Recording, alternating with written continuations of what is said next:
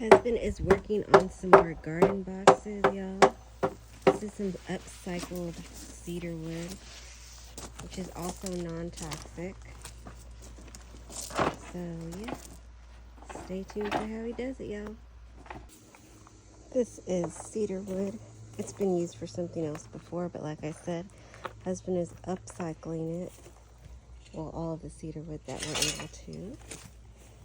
We have, and they're gonna be some garden boxes just like this.